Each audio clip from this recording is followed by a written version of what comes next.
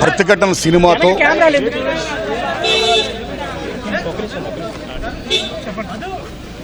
కాదన్నా ఫోన్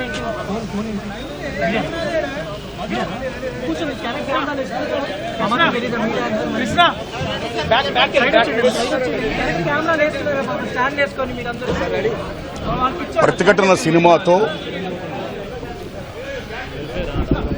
అందులో ఆయన యొక్క మహాద్భుత నటనతో యావత్ ప్రపంచ తెలుగు జాతిని కూడా ఒక్కసారిగా ఉలిక్కిపడేది చేసి ఎంత మహానటుడినా అని మెప్పొందిన మహానటుడు కోటా శ్రీనివాసరావు గారు. ఓ కామెడీయా, ఓ విలనియా, ఓ సెంటిమెంటా, ఓట కాదు నవరసాలను కూడా పండించి మెప్పించి ఒప్పించిన మహా క్యారెక్టర్ నటుడు కోటా శ్రీనివాసరావు గారు.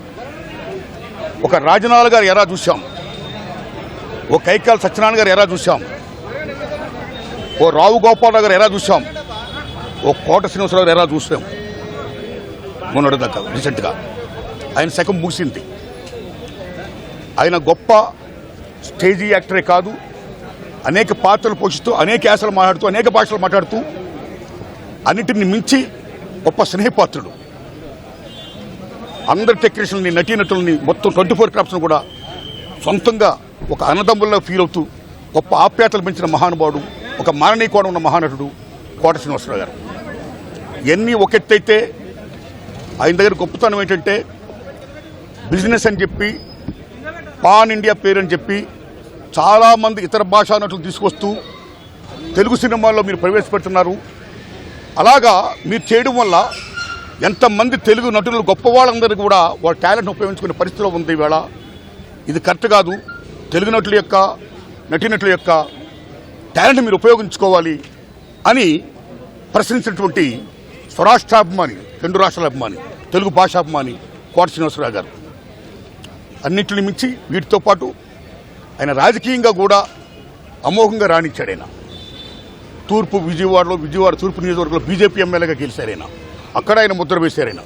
ఆయన కమిట్మెంట్కి రాజకీయ పరంగాన, సామాజిక పరంగాన, కళారంగంగాన, ఏ రంగంగానైనా సరే ఆయన కమిట్మెంట్కి హ్యాట్సప్ చెప్తూ ఆయన లేని లోటు తెలుగు సినిమా పరిశ్రమకి పోర్చలేనిది.